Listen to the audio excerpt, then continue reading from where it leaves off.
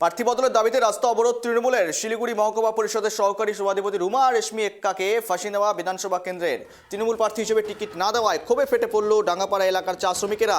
রবিবার সকালে ডাঙ্গাপাড়া এলাকায় চা শ্রমিকেরা একত্রিত হয়ে শিলিগুড়ি কলকাতাগামী 31 নম্বর জাতীয় সড়ক অবরোধ করে বিক্ষোভ দেখাতে শুরু করে। তাদের দাবি, রুমা রেশমি এক্কাকে প্রার্থী না বানানো হলে আগামীতে বৃহত্তর আন্দোলনের হুঁশিয়ারিও দিচ্ছেন তারা।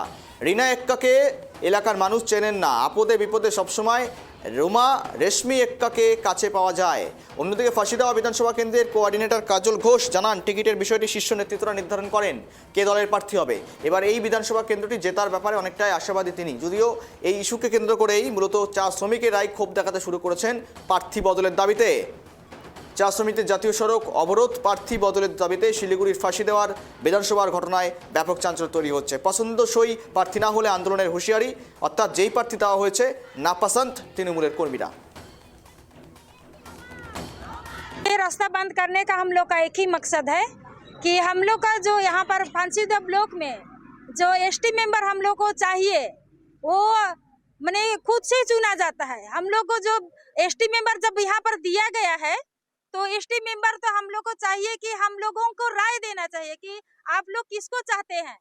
हम लोग सुने हैं कि हम लोग के मतामत के अनुसार जो हम लोग कैंडिडेट चाहते हैं वो नहीं है। इसी कारण हम लोग सब कोई दुखित हैं और इसी वजह से हम लोग आज यहाँ रास्ता ब्लॉक किए हैं। না, রিনা এক্কা ক্যান্ডিডেট বা রুমা রেশমি এক্কা ক্যান্ডিডেট এটা তো আমরা ঠিক করি না। এটা আমাদের দল উচ্চত নেতৃবৃন্দ আছে, আমাদের নেত্রী মাননীয় মুখ্যমন্ত্রী মমতা ব্যানার্জি আছেন, আমাদের নেতা সম্মানীয় অভিষেক ব্যানার্জি আছেন। তারা নির্ধারণ করেন কে ক্যান্ডিডেট হবে, কে দলের প্রার্থী হবেন, তারা এখন থেকে ঘোষণা করেন। তো অনেকেই আশা থাকতেই পারে, আপনারা দেখে থাকবেন 74 জন আমাদের রানিং এমএলএ এবং মন্ত্রীরা তার মধ্যে এবার টিকিট পাননি। তাই বলে কি বিক্ষোভ দেওয়া হবে? দলের নীতি তো মানতে হবে, দলের সিদ্ধান্ত মানতে হবে। আজকে আমরা এমন একটা পজিশনে আছি ফাঁসি দেওয়াতে, এবার আমরা এই সিটটা জিতে আমাদের নেত্রী মমতা ব্যানার্জির হাতে এবং আমাদের নেতা অভিষেক ব্যানার্জির হাতে তুলে দিবই। সেই জায়গা দাঁড়িয়ে কিছু চক্রান্তধারী কিছু পেটধারী নেতা আছে যারা চায় না দলকে কোনো সময় ভালো থাকতে।